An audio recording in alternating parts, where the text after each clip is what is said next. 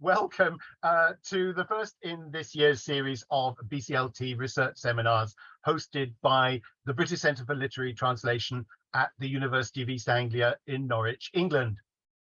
My name is Duncan Large. I'm the BCLT's academic director and coordinator of the research seminar. In 2020, we moved our research seminars online because of the COVID pandemic.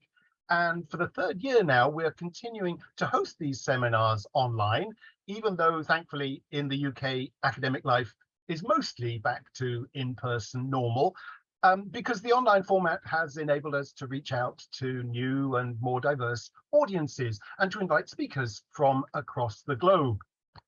Welcome then, wherever you may be. If this is the first time you've joined us, then you might like to subscribe to us on Eventbrite so that you'll be notified as soon as details of other events are posted. This event is being recorded, and in the next few days, the recording will be uploaded to the BCLT YouTube channel, where it will add to the very rich repository of past recordings that we've been building up there. Today's speaker is Dr. Sujit Kumar Mandal, who is Associate Professor and currently Head of the Department of Comparative Literature at Jadavpur University in Kolkata. His research areas include reception, translation, traditional cultures, and performance. He has translated various short stories, plays, and essays from English to Bengali. His publications in Bengali include an anthology of the poems translated by Rabindranath Tagore from non-Indian languages into Bengali with the originals and extensive annotations. The anthology of traditional songs sung with the scroll paintings of Bengal, about which we'll be hearing more today, and Bana Bibir Pala on literatures of the Bana Bibi cult of the Sundarbans region. Sujit has recently completed a translation into Bengali of Manyoshu, one of the oldest collections of Japanese poems, and also a second royal collection of Japanese waka verses named Kokin Wakashu. Sujit is about halfway through his 3-month stay with us at BCLT as the 2022 Charles Wallace India Trust Translator Fellow. This scheme was founded in 1996, and last year we celebrated a quarter century of Charles Wallace Fellows at BCLT. So we begin our next quarter century with Sujit and his fascinating project on the scroll paintings of Bengal that we'll be hearing more about today. Just before I hand over to Sujit, let me just say that after his talk, we'll have plenty of time for a question session. We're using the Zoom webinar platform, and that allows you to submit questions via the Q&A button, as well as to upvote others' questions that you would particularly like to see answered. So that function will be available all the way through. Do feel free to submit your questions, and then I'll put them to Sujit on your behalf at the end. For now, though, it's my great pleasure to hand over to Sujit. Welcome, Sujit. Sujit's topic this afternoon in the UK is translating performance text, scroll paintings of Bengal, and the translations of the scroll narratives. Thank you, Duncan. Thank you for this elaborate introduction. Though my academic career is not so elaborate, but well, I want to thank everyone here who have joined with us. I want to thank Charles Wallace India Trust for funding my residency here in UEA. And of course, I want to thank BCLT, British Council of Literary Translation, for giving me this brilliant opportunity. It's a lifetime pleasure and achievement for me, I guess. And of course, I should thank my university, Jadavpur University, Kolkata, for allowing me and granting me the leave for this residency. Though I'm supposed to talk about the translation work that I'm supposed to do here during my residency, but I felt that I should introduce the form, the tradition first to my participants, then I can talk about what I am doing here for last couple of weeks and will be doing for the coming 4 or 5 weeks more. Uh, and well, Duncan has already told you my topic, translating performance text, scroll paintings of Bengal, and the translations of the scroll narratives. Maybe I'll talk more on the first part, the scroll paintings of Bengal, and then, of course, I must or I should talk about the translation part.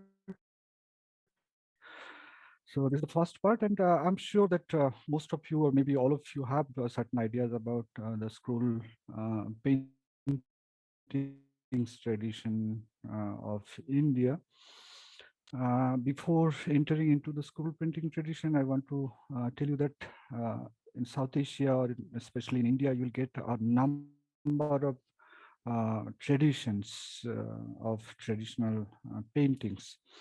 Uh, I have tried to present some of those traditions. Like, I'm not sure whether those who are using mobile phone as the device will be able to check all these small icons or not. A larger device may be helpful. The first one is a picture of Madhubani painting. Madhubani is from a state called Bihar in India. Then you will get one more painting. It's called Warli painting from Maharashtra. Then there are mm, paintings like the miniature paintings. It's during the Pal period, originated during the Pal period and belong to the Jain school.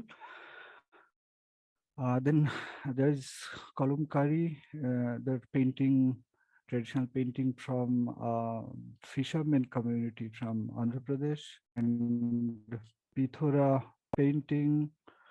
Then I want to move to something called Kalighat painting, which is also a part of the scroll painting tradition. And of course, Patuchitra of Odisha. Then there is something called Thanka tradition of painting, one of the richest painting tradition in the subcontinent. And then Patuchitra, and I have bracketed Medinipur when I have written Patuchitra here, because my personal reading is that those should belong to different traditions, the Patuchitra from Odisha and Patuchitra from Medinipur. Then there is one more tradition called Fad, and in Bengal you will get another painting tradition, which is very much connected to some rituals and festivals. It's called Alpona. So if I consider Bengal, that means in Bengal you will get two types of paintings, traditional paintings. The first one is Patachitra and the second one is Alpona. There are other few, but at this moment we'll focus only on the Patachitra traditions. And the basic difference between the Patachitra tradition and Alpana tradition is Patachitra includes some other mediums, other cultural mediums like songs, storytelling, and so on. In this slide, I want to introduce some of the terminologies related to the scroll painting traditions. Of course, the Bangla terminologies like pot, Patuchitra or Patuchitro. It's in Bangla we call pot Patuchitro or Patuchitro. What we they are in some different non-Indian traditions at the same time. But in India, this is the only scroll painting traditions that we have. Not only in India, but maybe in South Asia. In general, if we consider the same tradition of Patochitro, which is also there in a neighboring nation called Bangladesh, but you know that Bangladesh was once part of what is called India before 1947. And the painters and the scroll painters are called Potua or Pottidar or Poto, or sometimes the very term like Chitrakar also denotes the painting community. Then I want to introduce you the types of scroll paintings in the Bengali tradition. you'll get two types of scrolls. One is known as Jorano pot or Dighal pot. Basically, uh, the object of painting may be scrolled horizontally. And in that case, the horizontal scroll is called Arlatai and the vertical scroll is called Latai. So this is one type of the scrolls that you have. And apart from the scrolls, within the tradition, you will get a different kind of paintings, which is known as chouko pot. It's nothing but a rectangular or square in shape kind of painting. And people in South Asian context are familiar with calendar picture. So this chouko pot is like the calendar paintings. Now, if you can see, there are two types of in these two pictures, you will get two types of scroll paintings. The first one is the vertical one and the horizontal one. The vertical one is called Latai, and the horizontal one is called Adelatai, and both these are scrolls. And you will you may hear some other terms like jom pot or chokhudan pot. This is a different kind of pot because of its content. It's connected to some regional rituals belong to certain ethnic communities. Jom pot or chokhudan pot. You will get yeah, on the left side of your screen, you will get the pictures of Jom pot or Chokhudan pot. And on the right side, you will get different kind of paintings. Those belong to what is called Adivashi pot or Shantal pot. Adivashi means the Aboriginals, but mostly or prominently only one Aboriginal community called the Shantal community. They are much more involved with this kind of traditional painting, and their paintings are to some extent different from the other school of paintings, such paintings. That's why they have been categorized as Adivashi painting, Adivashi pot or Shantal pot. Well, I tried to do some a list of some ancient reference of the scroll painting traditions. So you can see that we have references of scroll paintings even in Ramayana, which was composed or edited or collected around 1500 BC.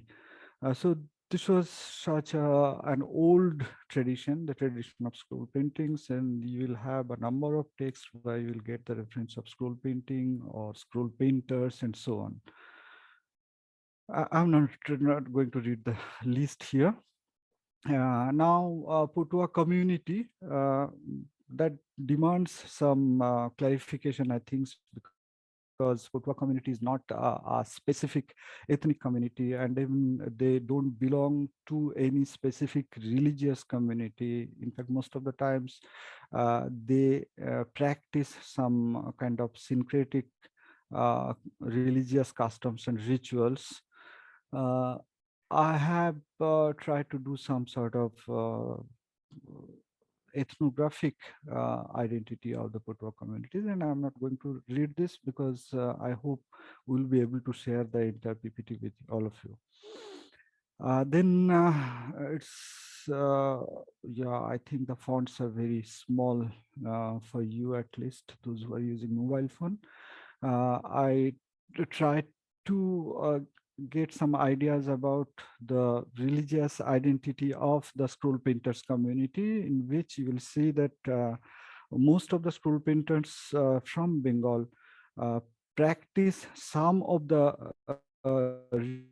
usually practiced by the Hindu people, and some of the rituals usually practiced by the uh, Muslim community.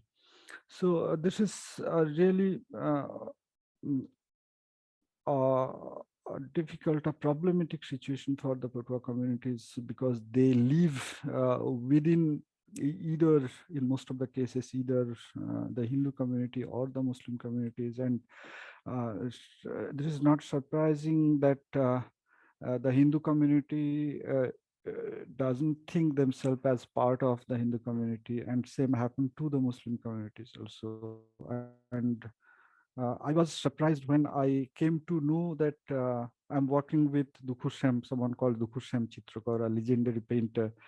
And after almost working 2 or 3 years with him, I came to know that he has another name called Osman Chitrakar. Usually, names like Osman are associated with the Muslim people, whereas the, the name Dukhushyam is very much connected with the Hindu community, since Sham, word like Sham is there, which is another name for the mythological figure Krishna.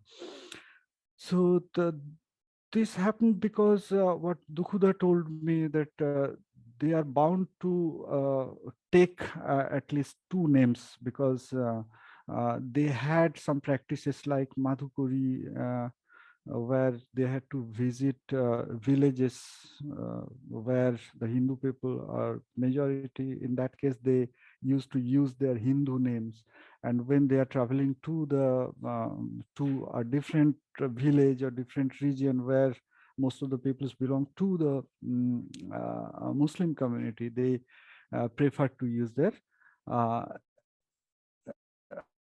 quote unquote Islamic names. So that kind of sociological and religious issues are there when we are talking about the scroll painting and the scroll painters. And being a translator, I always felt that we need to, even as a translator, I'm supposed to know these problematics associated with both the painting tradition and the painters. Now, mm, I will try to locate the painting tradition, uh, the regions where you will get the scroll paintings in Bengal and surrounding areas. In Odisha, some of the places you will get this painting tradition. In West Bengal, you will get in Birbhum, Bankura, Bardhaman, and other regions. And some adjacent district of Bangladesh, you will get some of the scroll painting traditions. But though my research says that you will get only a single content or single scroll painting tradition in Bangladesh. Then I tried to make some idea about the schooling of the scroll paintings that we have in Bengal. I must admit that this categorization is entirely done by me, and none before me attempted any such categorization. But since I have been working on scroll paintings for more than a decade, maybe for 15 or 16 years, and uh,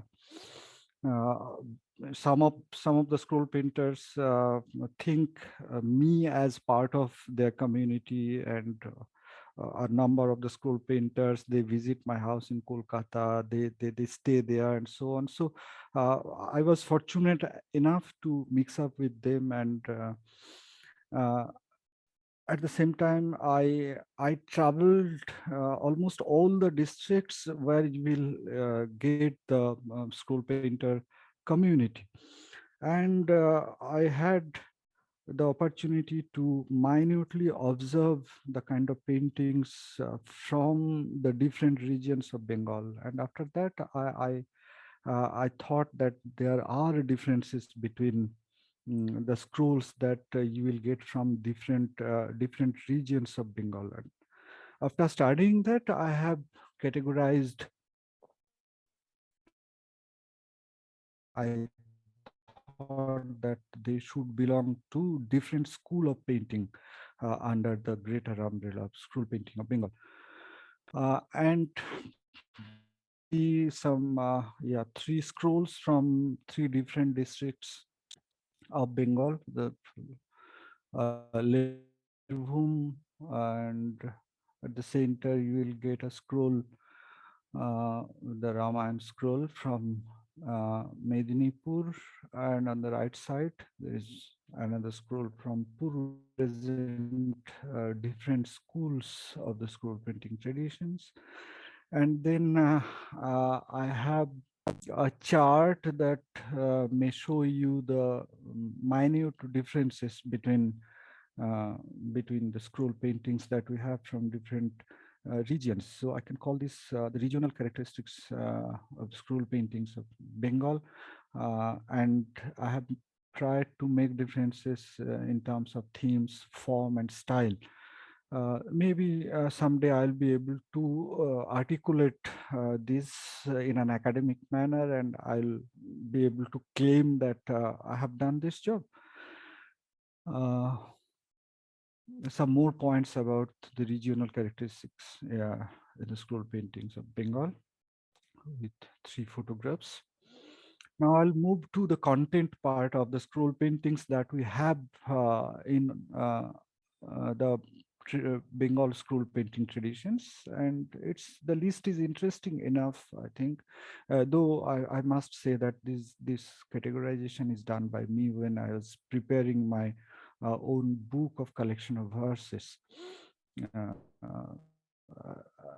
associated with the scroll painting traditions. And I'll request you to go through the list because as a translator, I have to work with these thematic categories at the same time. Narratives on Patuya community, you will have some of the scroll paintings and scroll narratives that they have composed on their own community, means the origin of the community and some mythologies related to creation and so on. And in the second category, it's a broader category because you will get a number of traditional scroll paintings of a particular Puranic text called Ramayana, one of the primary epics that we have. Then you will have a number of scroll paintings and narratives based on stories taken from the ancient texts like the Mahabharata, Bhagavad Gita, and uh, from a number of medieval Bangla oral texts which are recorded as Mongol Kavyas later. Then there should be another category of scrolls which are based on some of the known legendary or mythological figures what may be called the Sufi tradition. And interesting enough for literary studies that you will get some different kind of languages that have been used when they were composing those kind of scrolls. Then you will have certain scrolls on contemporary political events or political personalities, and scrolls on some of the renowned personalities. Uh, you will get scrolls on natural calamity and scrolls on some journalistic narratives. By the way, Patuya or the scroll painters are considered as the oldest journalists in the human civilization, because the kind of role they used to play in the ancient period may be considered as the role of the journalist, what they do in the contemporary period. And I have skipped number 7. That's basically on some workshops on the scroll painting. So in last 4, 5 or more than 6 decades, the scroll painters are called in some academic spaces, and they have been asked to write songs and paint certain pictures on given topics. Those are basically commissioned jobs. And by within these 4, 5 decades, you will get a number of such narratives within the tradition. Social awareness, and this was started in Bengal in maybe in 1980s or something like that, when the left government planned to use the traditional painters uh, to, to to work on behalf of the government, uh, for some social awareness campaigning, like campaigning against AIDS, or the necessity of plantation, or there was a slogan during the reign of Indira Gandhi, like "Hum do, Hamara do." That means that was related to family planning. So the government used the scroll painters to their agendas. So you will get a number of scrolls on these topics. Now my point is that and this point is very much related to the question of translation. The heading says tradition, not an individual work in that sense. So scroll painting belong to a tradition, belong to certain community and communities, and you will not be able to find a single quote unquote when you're talking about this tradition, maybe, and it's applicable not only to the songs or narratives or anything related to this tradition. So it's not surprising that the scroll painters never keep a record of their name on their painting, because they feel that this belong to their community. We need to talk about the question of authorship, royalty, and so many other things.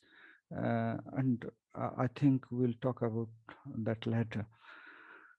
The kind of medium they are using in these days, different kind of mediums. You can see traditionally this was on clothes, later on papers, but in these days you can see through the pictures that they are using different kind of mediums, including the clothes, some of the handicrafts, and so on. uh, so you can if you can check the pictures, you can understand that the tradition is going, I can say, some kind of interface between the tradition and modernity is evident here. The last picture that you can see, a girl is riding a cycle, and there is a cell phone on her left hand. Definitely, it was part of the government project, I can guess, Kurna Shri Prakalpo, or another government project related to bicycle or bike called Shobuj Sathi. And uh, the left one, left top, is a Kalighat painting reworked by maybe some 21st century artist, because the camera is there. And top right hand side you will get a picture of tsunami. So such kind of pictures are also there. Now the next slide talks about the tools they use, usually the traditional tools like brush, paper, and traditional colors. I'll quickly show you the kind of colors they use and the way they prepare natural colors from the natural resources. In most of the times, those are the sources are organic, very much organic. You can see some fruits, some flowers, and some leaves from which they will prepare their colors. One more slide on the same topic, color preparation. You can some fruits and leaves again to get some natural color, and some different kind of sources here. Frying the rice to get the black, using the beetle to get different kind of colors, and the traditional fireplace to get black again. So they're using different kind of sources to prepare natural colors. Look at the third column. They are using brick to get some brown, brown, I guess, brown color. The mate wrong. Mate is very close to the brown. And also on the second row, the second column, you can see that they're using clay, a dried clay color combination. Till date, I think most of the people have researched a lot about the painting tradition. A lot of talk has yet been done about the tradition is related to painting, scroll painting. Again, we are calling this a painting, but my focus was rather on the performance part, because I found scroll painting is a composite art form. You will have painting and at the same time the performance tradition like the singing and the literary element like the storytelling. So this is a combination of at least these three things: painting, singing, and storytelling. That's why I would like to call this a composite art form.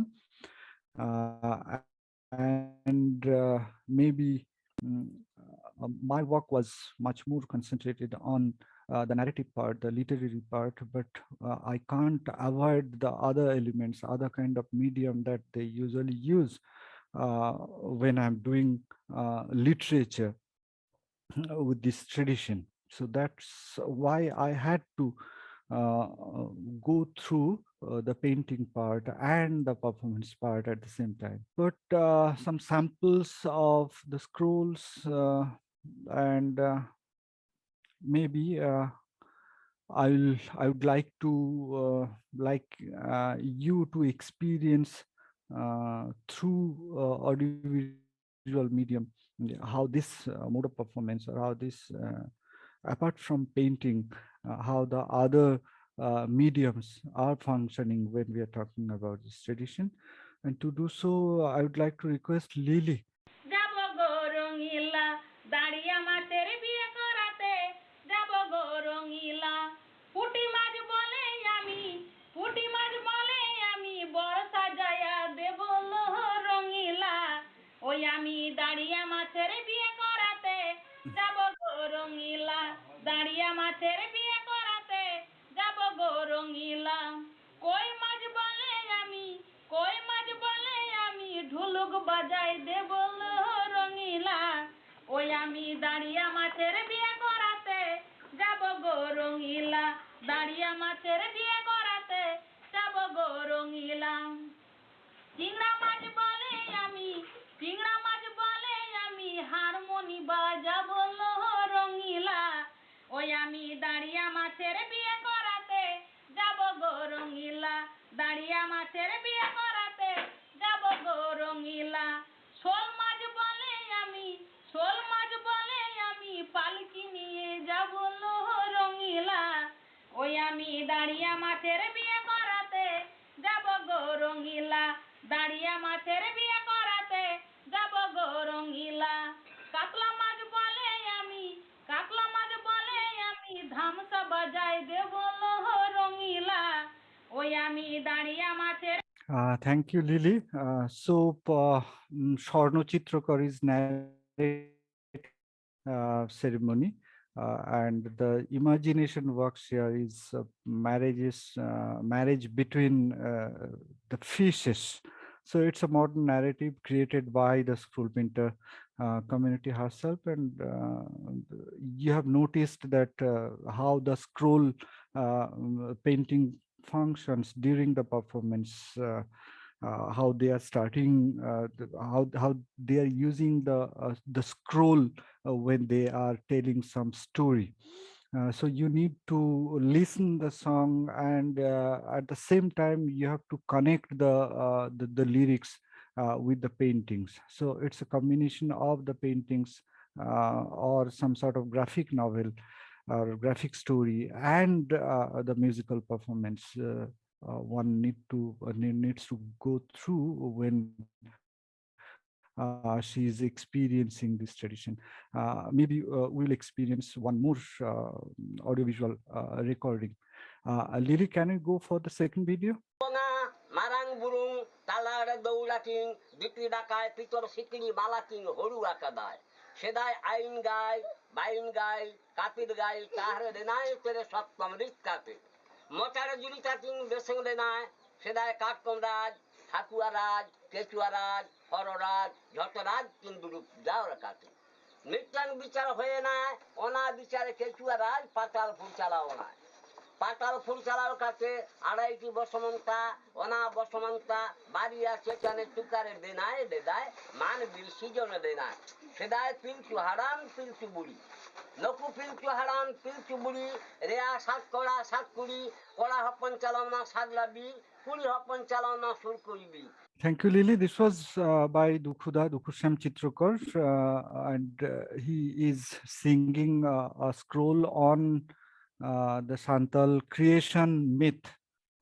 The painting should not belong to what I called Adivashi pot or Santal pot. The painting definitely belongs to the Medinipur or Pingla tradition of scroll painting. But the song was derived from the Santal composer, Santal community, and the content was connected to the creation myth of the Santal community. We will, as fast as possible, we'll go through 2 more videos. Then I will move to the second part of my presentation. We'll talk about the translation part. So Lily, can I request you to play the 3rd video, please? নমস্কার, আমার নাম মামনি চিত্রকর। আমি চণ্ডী মঙ্গল পটের গান গেয়ে শোনাচ্ছি। তারিতে হবে মা তারা, নয়েছি শরণাগত, তারিতে তুমি না তারিলে তারা ডুবে যায় জনমের মতো, তারিতে হবে মা তারা, নয়েছি শরণাগত, তারিতে অত্যন্ত পাতকী আমি, জেনেও কি জানো না তুমি, মায়া জালে বদ্ধ হয় মা পিজরারি পাখির মতন, তারিতে হবে মা তারা, নয়েছি শরণাগত, তারিতে দুর্গে দুর্গে তারা মাগো দুষ্ক বিলাসিনী, দুর্জয়ে দক্ষিণে মায়ের লগেন্দ্র নন্দিনী, 10 হাত চণ্ডী মায়ের 10 দিকে সাজে, ত্রিনয়ন জ্বলেছে মায়ের কপালের ওই মাঝে, লক্ষ্মী বামে সরস্বতী কার্তিক গণেশ, সিংহয় সূর্যয় বিজয়া চলে মায়ের সনে, একদিন দুর্গা মায়ের হয়েছিল দয়া, ডালিমতলাতে রত্ন দিল দেখাইয়া, ডালিমতলাতে রত্ন কালকেতু পেল, গুজরাটেরই বন কেটে নগর বসালো, ভারবন্দি কালকেতু নয়ে যায় ঘরে। Thank you, Lily. I had to stop in the middle, in the beginning rather, because it's a long story, so the narrative is a longer one, and it's a lengthy scroll. We will not be able to afford so much time for this, but this particular scroll was based on a mythological story and a medieval long narrative verse called Chundi Mongol. This was based on that. So this is how a story is told through graphic mode of expression.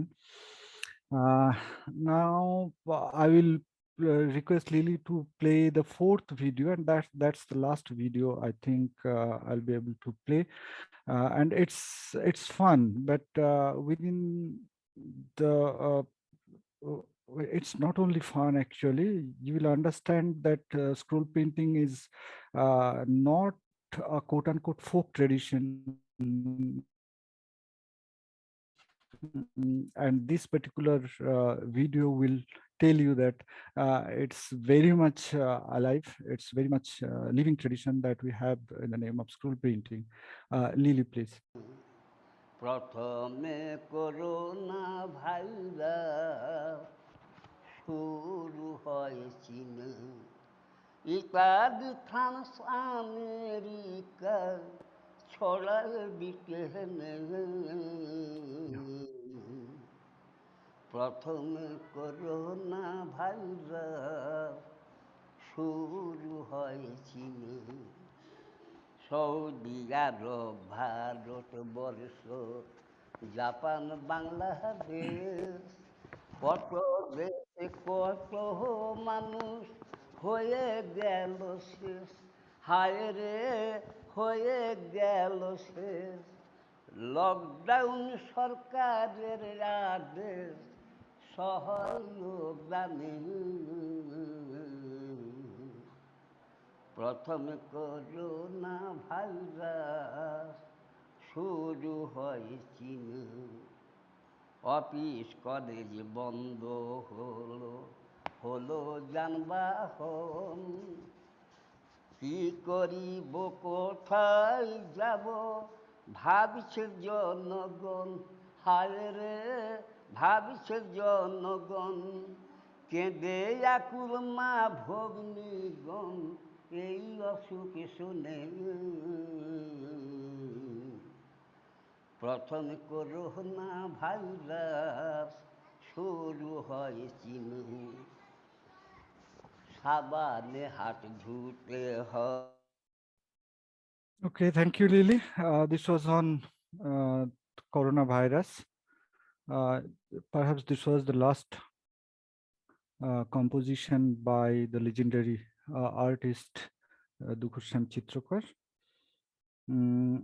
He was working on this particular scroll, and I visited his place at that time, some maybe 1 or 2 years ago, when I was working on behalf of another British university, the Exeter University, as a co-investigator. I have lost Dukhushyam, passed away in last March, last May, in 2002.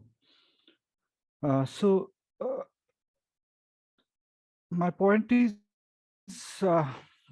that it's a living tradition where the community, they are creating some not only paintings but also some stories and performing those stories within the community and sometimes outside the community.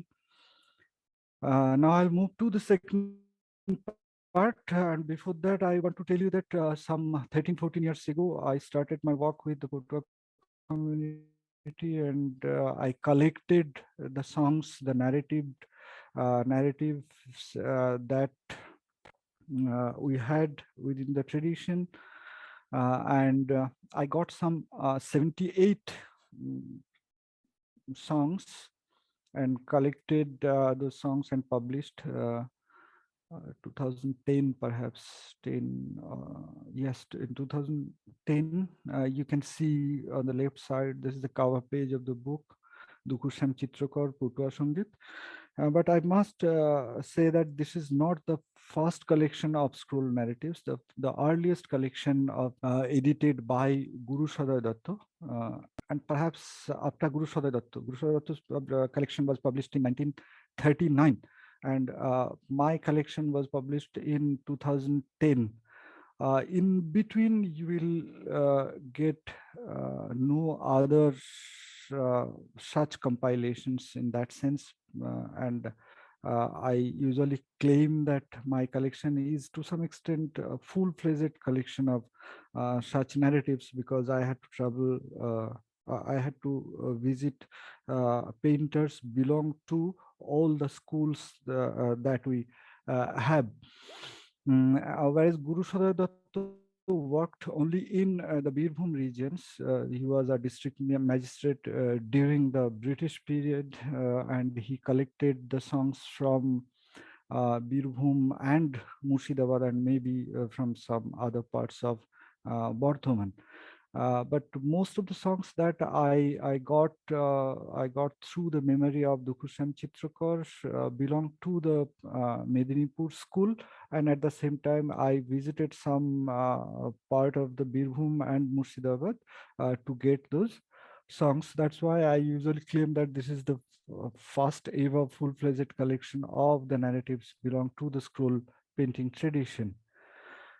So this was in 2010. Then some years ago, I thought that those narratives should be translated. I don't know why, but maybe the only reason is dissemination of knowledge. Scroll painting of Bengal is familiar to the entire world, I guess. But people generally talks about the painting, and we hardly have any academic work on the narratives, the storytelling part, and so on.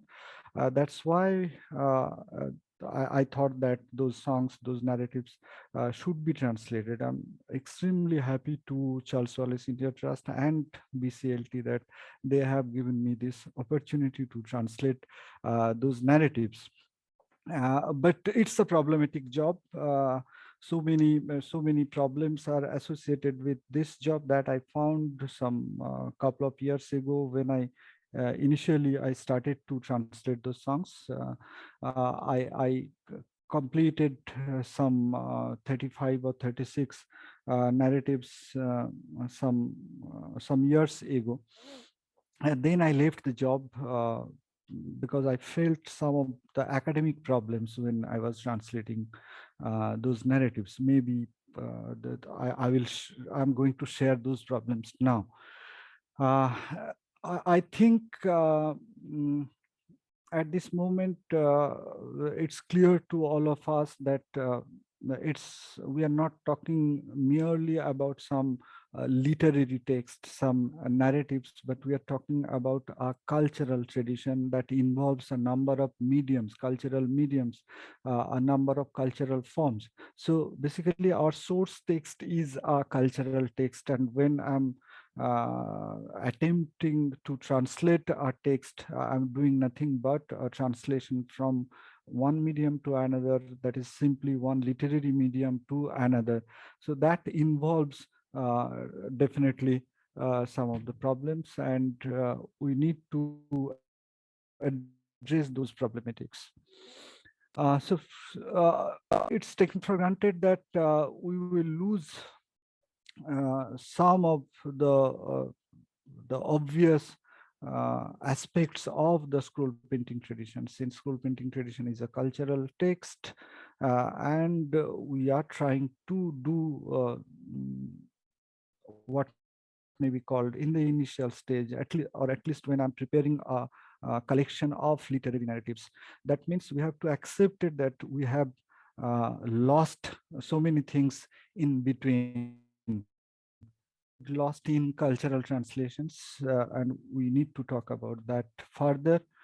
And when I am translating from a performance text to a literary text, definitely I'm losing some of the aspects at the same time.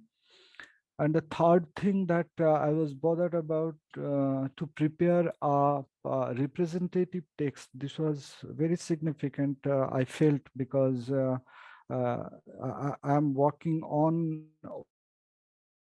oral tradition, the creations of a community. So the question of authorship is very complicated one. Since the songs, the narratives belong to the community, so you will get so many variants, so many other texts when you are going to do any sort of recording of those texts. So a version that you will get from the Dukhushyam Chitrakar may not be same as the version of the same content that you will record from Sharno Chitrakar or Gurupada Chitrakar or Karuna Chitrakar or Moyna Chitrakar. So what you need, very critical term when we are reading about Barorium texts related to Shakespearean drama, that is Ur text. So you need to search Ur text or the root text or the original text, and to get so maybe preparing a representative text is helpful. At least it was helpful for me. I got different versions from different singer, different painters, and that helped me a lot to prepare the representative text. So this was before the translation, when or a different kind of translation that may be called, because that's a cultural translation that we usually call in these days. And the second type of translations, for what I have been given this opportunity here, uh, demands the first kind of translation at the same time. So you cannot performance, since this is a performance text, and the question of untranslatability is very much involved here. The the performative aspects of the tradition. So you need to address that at the same time when you are doing any sort of translation. There is something called madhukuri. I have uttered the word earlier. It's nothing but the kind of travel or journey by the painter with his creation to the villages, to the village peoples, and that is a usual practice by such performers for their bread and butter. This was perhaps initiated by the Vaishnava sect, or at least practiced by the Vaishnava sect for centuries. The same kind of uh, practice was done by the scroll painter communities also. And this madhukuri involves a number of things that are related to the performance or performative aspect of the scroll printing tradition. For example, the very much question of the performance space, the questions of the audience spectator, their roles, and whether the performance text is changing when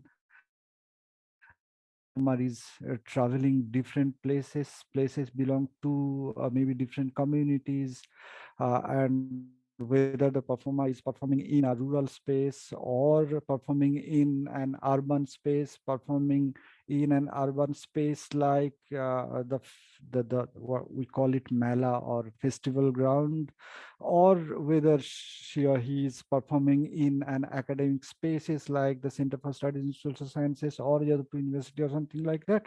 So the performance space is very much significant here, and the nature of Madhukuri has been changed. We do not offer a Madhukuri in these days in academic spaces or such other spaces. Rather, we offer some sort of quote unquote honorarium to those artists. So we since you are translating some cultures, you need to address all these aspects, all these different dimensions of the entire tradition. Another problem is related to tunes.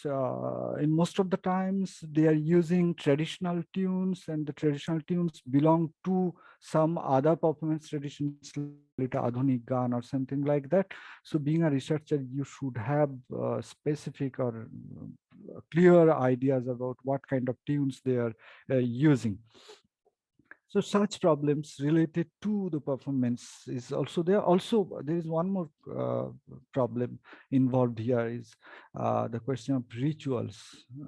Some of the paintings, some of the narratives, in most of the cases, the mythological narratives are involved with some rituals, Monosha Mongol or Chudi Mongol or something like that. They are part of the Hindu rituals in most of the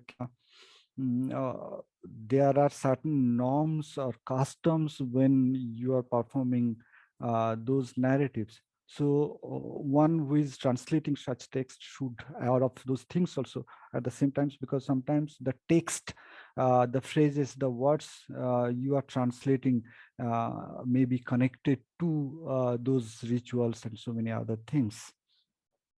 So now I'll move to the literary translation, the question of literary translations, and I'm supposed to do that job. So maybe I could talk more about this, but I felt that the question of cultural translation, the question of translating performance text is at the same time very much significant when I will do the job like literary translations. Well, for literary translation, I have a literary text.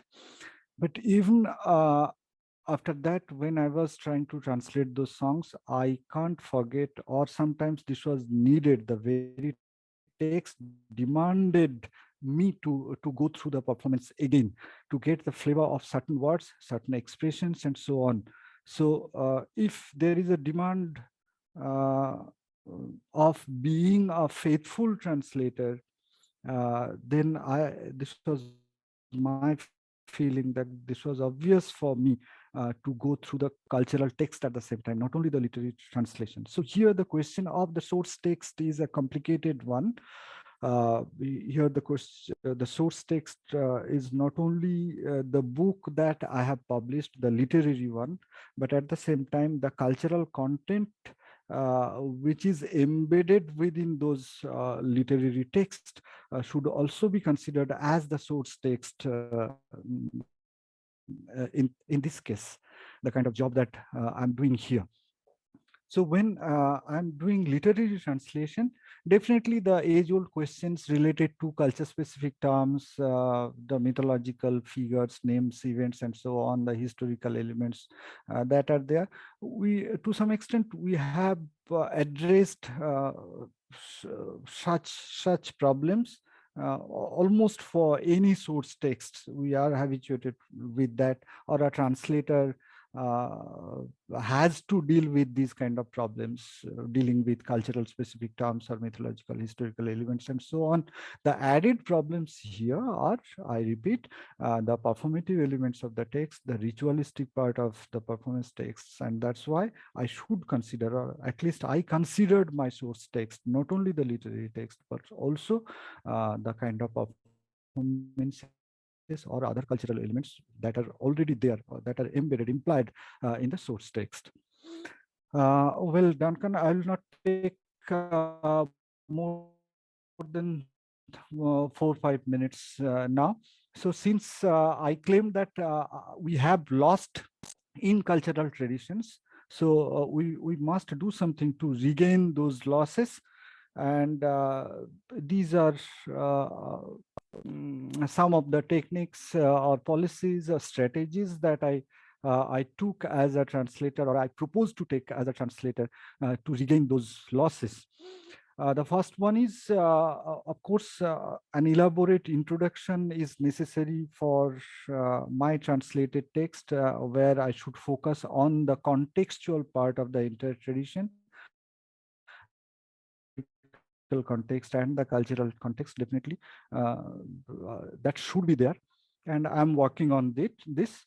The second thing is, I think that some sort of, if I publish my translations, maybe in a digital form, maybe in a published book form, or some whatever it may be, there should be at least a sample original scroll painting with that.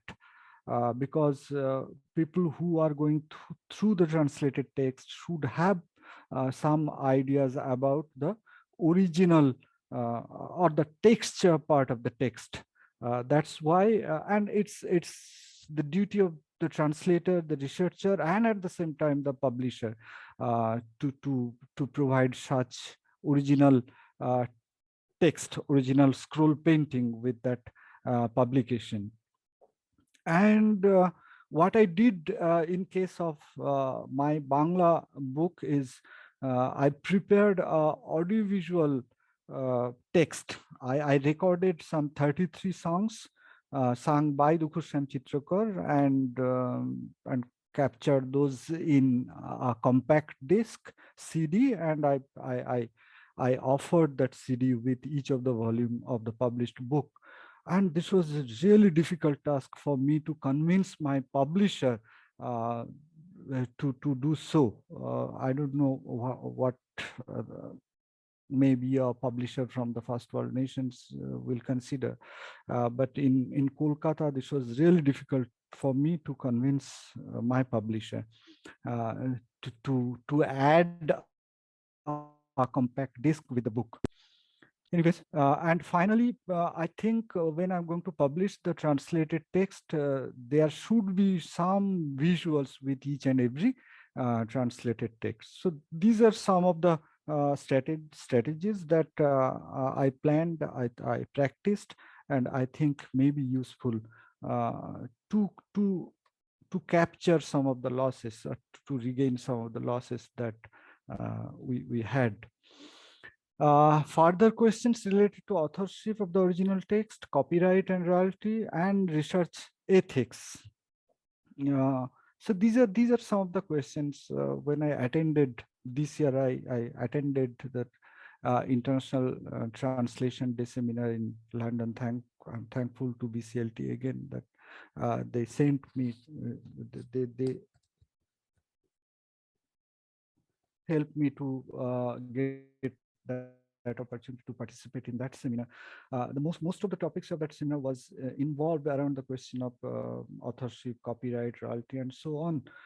In India, I'm not sure whether translation as a job is so much professional at this time or not, but we should do.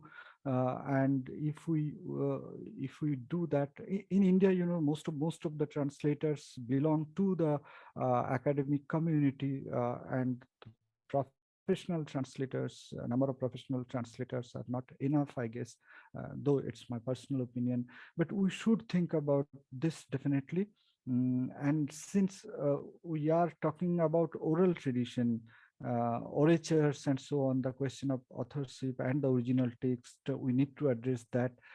We should have certain ideas, perceptions related to the question of copyright and royalty in this case. If I want to publish the kind of job I'm doing here, the translated text, I'm really I don't know what should I do, or what should my stance will be regarding the question of copyright. Who will be the copyright owner of this text, the original text, and so on. That question is there, and the question of ethics I shouldn't repeat here, because it's especially the anthropologists have talked a lot about this in this regard, because we are talking about a text that belongs to certain marginalized communities, marginality in terms of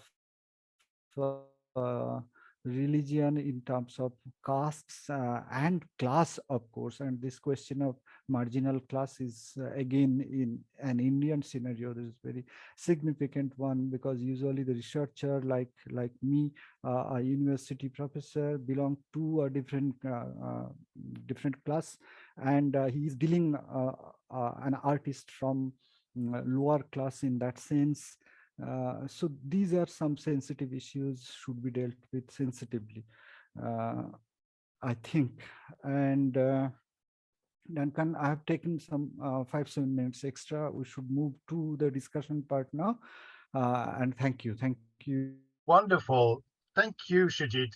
What a wonderful project. And thank you so much for your really rich presentation and allowing us to see how that project has involved you in so many different roles, collecting your material, transcribing it, editing it into the ur-text, as you were saying, publishing your Bangla edition, and now the final piece of the jigsaw, maybe, translating into English. So we're absolutely thrilled to be a part of this this wonderful journey.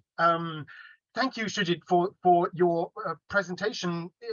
There have been a number of questions already, so I think we should just move directly on to the questions. Thank you to our audience for your questions so far. We have about 20 minutes or so to to answer some of these questions. Our first question came from Shupi, and perhaps we could take this question first, in fact, because it's asking, how far back can one date the scroll painting tradition? Are there any evident differences in the evolution of this craft over the centuries? So a question about the historical development of the scroll painting tradition. Well, in a slide, I tried to show the evolution itself, some textual evidences where the evidences are there in some ancient texts from which you can understand that the tradition was there. This was a practice at least date back to some 1500 BC, because you have the references of the scroll painters in the Ramayana. And yes, you're right that we do not have a convincing full-fledged history or historiography of the entire tradition. But if this is a question related to the scroll paintings of Bengal alone, then yes, there are works where you will get some historiography of the entire tradition.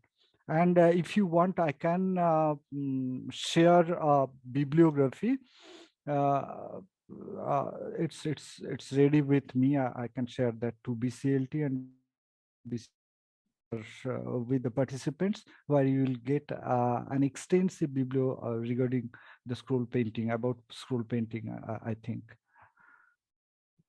Thank you, Sujit. Yes, I think we can arrange that.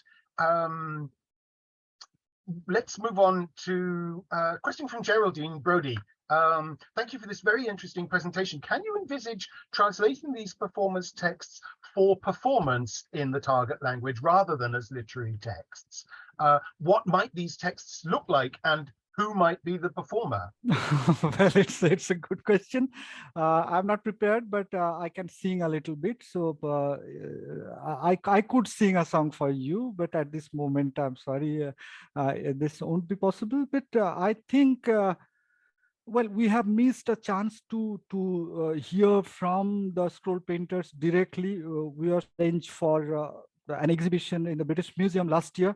But due to the pandemic situation, we couldn't do that. I was supposed to visit with that team. This was part of the project done by the Exeter University. And the kind of paintings that we have during that project are there in the British Museum. And I think you may have some internet sources, some YouTube videos where you will get some performances. In fact, I have played 4 videos taken from YouTube, so you will get some idea of the performances. But if you want to listen the performers directly, I think well, Duncan is great enough to fund such projects in future. And really, don't forget me. I'll be happy to come here again. And I should add one more thing here, Duncan, that here, if you visit Professor Daniel Radcliffe's collection, he has some beautiful scrolls, the picture of some beautiful scrolls and some original scrolls here. And apart from that, in Norwich, there is a museum, South Asian Museum, and they have a beautiful, a great collection of scroll paintings. So you may visit Norwich City Center to get that museum, and that may be a great experience for you people who are from. Thank you, Sujit. So that's a shout out to our colleague, Dr. Daniel Rycroft, who has a collection, personal collection, and he works in the Sainsbury Centre and chairs the India Dialogue Group at UEA, and then the South Asian collection, which you mentioned, which is freely available to the public in central Norwich. Yeah. Question from Martin. I'm interested by your approaches to translating source texts, which consist of multiple content elements and are so deeply embedded in specific social, cultural, and performance contexts. Do you think modern multimedia technology will become more widely used to extend the scope of translation into fields beyond purely literary texts?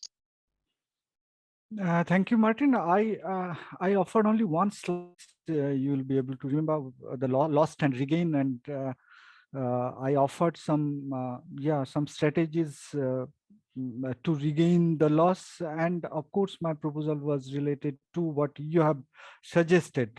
Yes, of course, audiovisual recordings, maybe in these days audiovisual recordings may be offered in different mediums, and the original scroll itself should be given to the literary narrative into another literary narratives.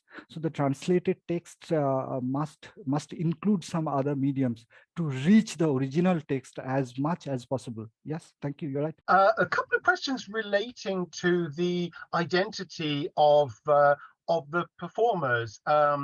One point made by Andrila Dutta Chowdhury. You mentioned in your presentation that the painters do not mention their name in their painting, but the performers, especially from the Medinipur district, mention their name in the last stanza of their songs, is the suggestion there. And a question from our colleague Marianne Arivas-Tomé. Very interesting to learn about your work. Thank you. You say that you would choose images to be included with the translated text. How would you go about choosing the images? Are you planning to identify the contributors you sourced the variations from in your book in translation? So I suppose that's two questions. Yes. I should address Indrila's question first. Yes, you're right, Indrila, you're right. Perhaps I meant that they do not write or keep a signature on the painting, but definitely some kind of signature is there when they are singing. There is something called bhonita, where the traditional singer introduce the name of the composer or introduce his own identity and so on. That is definitely there in so many other traditions of Bengal. The using bhonita, and that is also there in the scroll painting tradition. That's how, but you will get the identity of the singer or identity of the composer. In that case, you will not get the identity of the painter at the same time, and that there is a probability of being, the different persons may take part in different roles like painting and singing and composing the songs and so on. But at the same time, isn't it really interesting, at least in these days where whatever we do, we try to keep our own signature, the waterline for a video or writing my own name on my publication and so on, and so many things that we usually do, where for 100 years, for centuries, for thousands years, some painters are not writing their own name on the painting, not even on the backside of the painting. That is fascinating. I thought, because I learned from they know this does not belong to himself or herself, rather that kind of painting or whatever will. And the other question is again an interesting one. And so the second question was really an interesting, and I think this question is related to an earlier question, that what kind of strategies should we take when we are going to publish or we are going to initiate translated text, and when we are publishing the translated text, what can some words or letters or some literary forms. So that we have already suggested, at least I have shared my plans, that in this case, since this is not an usual text, like we have a literary text, and I have just translated from one language to another, from one book form to another book form, from one literary medium to another medium. So many medium of expression or cultural mediums are involved here. So the translation process or translation or act of translation and the post-translated activities should also be generous to think about the wide range of probabilities and possibilities. And I'm sure people like Duncan have thinking a lot about these kind of things, because they are doing translation jobs. So they are facing such problems for decades. I'm not the first one that I'm presenting such problems. Question from Anshu Parna. Sir, you mentioned that there's only one form of the patachitra that is practiced in present-day Bangladesh. Is it because other forms never existed, or did some forms become extinct with time, or is it owing to the partition that some of the Chitrakar communities migrated to this side of the border? Okay, I got your question, Anshuparna. Incidentally, if you look at the demography of Bangla speaking world, then you will notice that you will get scroll painters only in a few pockets of the Bangla speaking demography. For example, you will get no scroll painters from North Bengal belong to India. You will not get scroll painters from Bengali speaking Tripura or Ahom. So similarly, you will not get scroll painters from the major part of what we call Bangladesh in these days.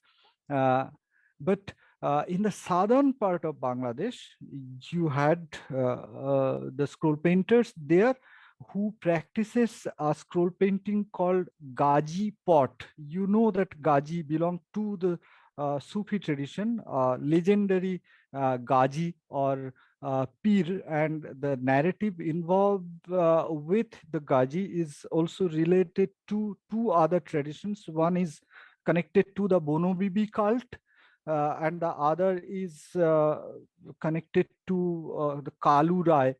Kalu Rai is the demigod of crocodile, and Bono Bibi, you know, the goddess and Bibi both at the same time to the Bengal tiger.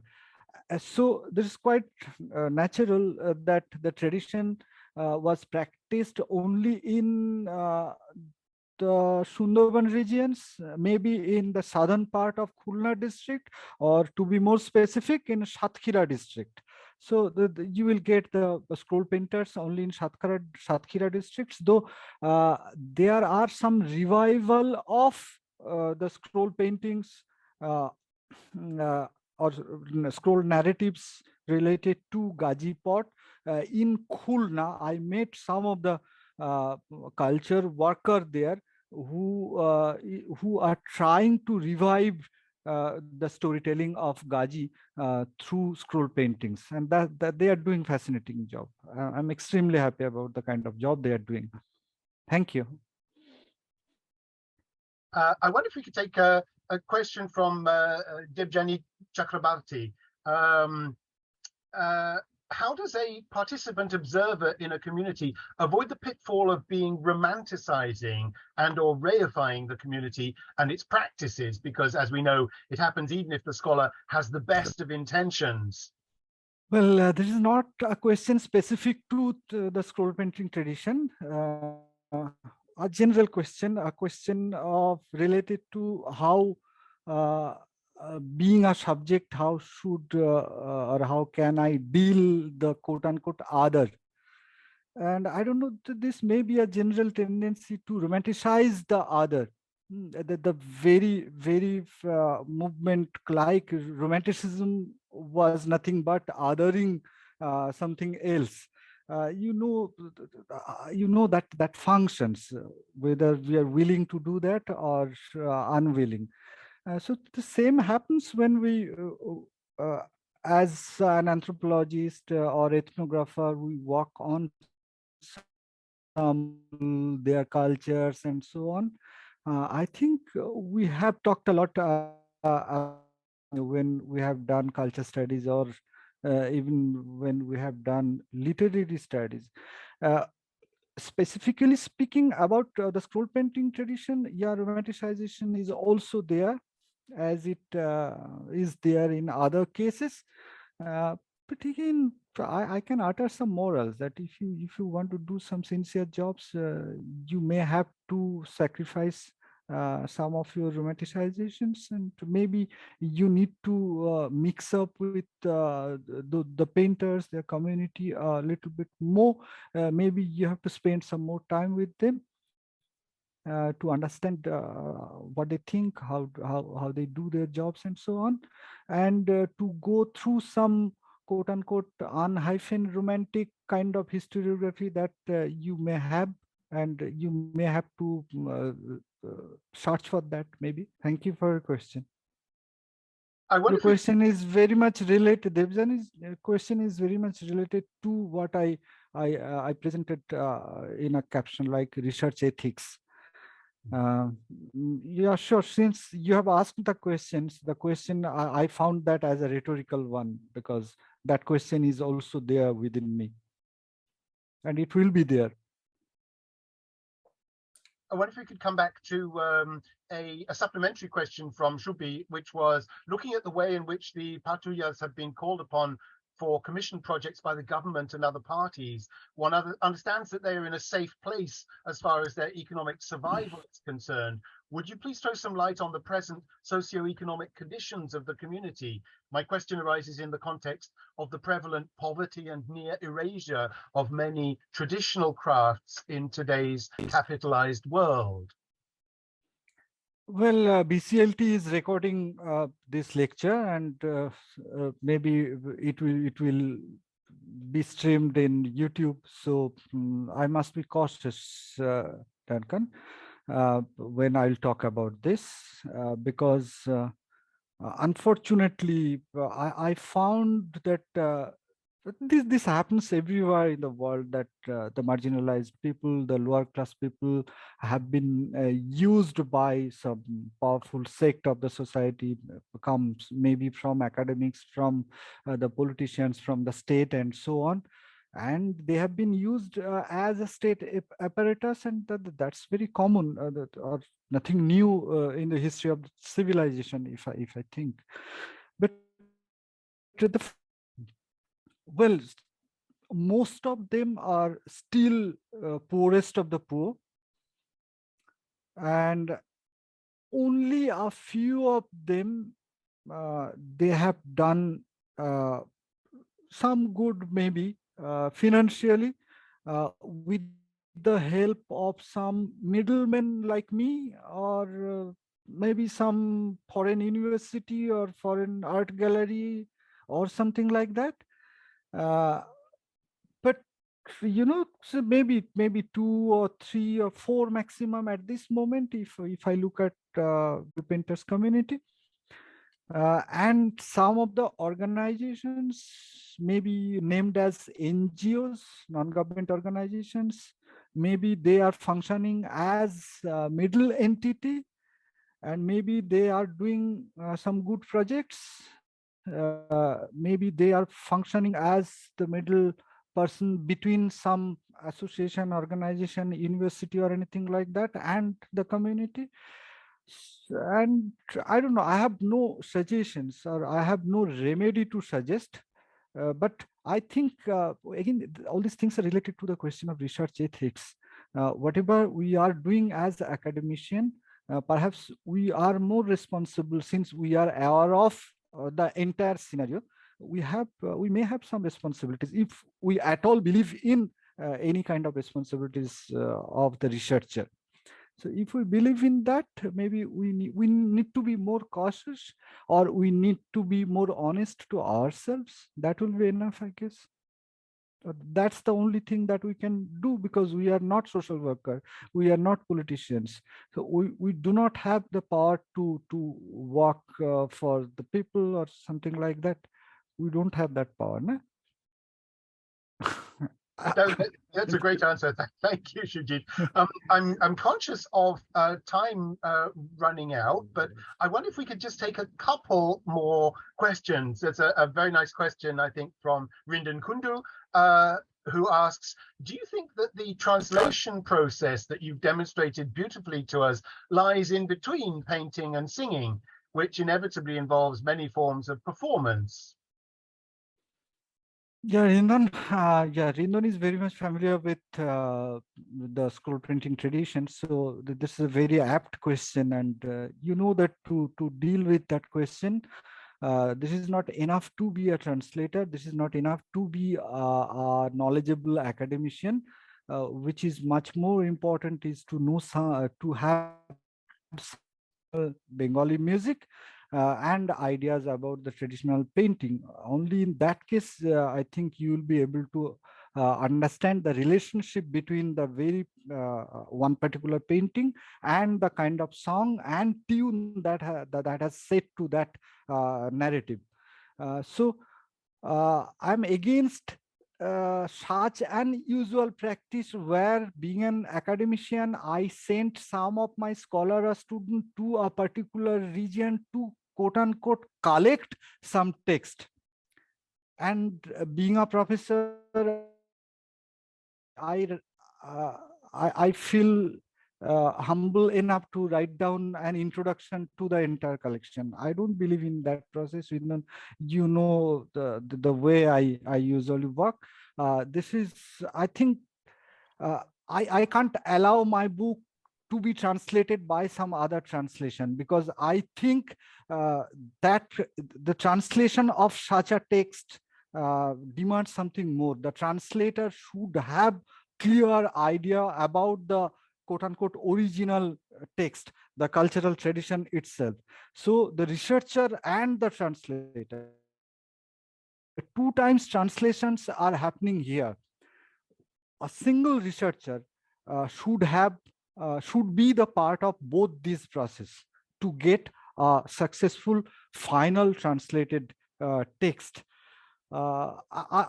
I'm sure that you will be agreed with me, since you have clear ideas about the scroll painting tradition, Rindan.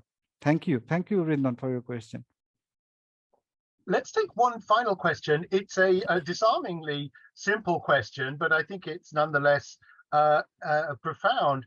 From Suparna Mandal, one of the earliest questions, and may I apologize at this stage, we won't be able to take all of your questions, but thank you everybody for sending them in. Suparna asks, what do you think is the future of these scroll paintings? From the beginning, I'm hopeful. I have repeatedly, it's a very much living tradition. It's a very much living tradition, and that's why I chose that particular video where Dukhuda is singing on coronavirus, the latest happening thing. So they are still creative. They are still creative as a community. They are writing, composing songs on tsunami, on coronavirus, and so on. So that proves that we should not be. We should think positive. And I'm really hopeful, because this was, I heard from Dukhuda that Dukhuda alone started a village in Pingla, Noya. And now you will get some around 20 families who are full-time worker on scroll paintings and who belong to the community. And at the same time, it could be a matter of pleasure for a researcher like me if the tradition flourishes in other regions like Birbhum and Murshidabad, because that was the perhaps the richest part before the Kalighat painting tradition. That we have lost to some extent, you know very, very well, because you are living in Shantiniketan at this moment. We had a very rich tradition. That's why Guru Sadar Datta worked or chose that part when he was collecting the scroll narratives. So, well, maybe we should hope for the best, Rupan. Thank you. That seems like a very good place to leave it. We do need to wrap up, but I have a couple of announcements just before we close.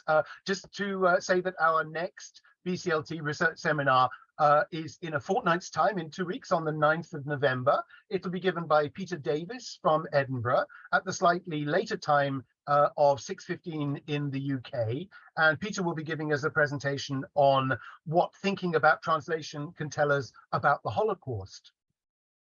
And a couple of days before that, this is not a BCLT event, but for those who have access to the UEA campus, let me also mention an event coming up on Monday, the 7th of November, when my colleague Jeremy Noel Todd will be hosting a poetry reading by Vivek Narayanan, one of the most distinguished Indian poets of the present day, who will be performing sections from his New York Review of Books collection after his collection inspired by the Ramayana that we've heard about also today. That's on the 7th of November at 6:30 on campus at UEA in Lecture Theatre 4.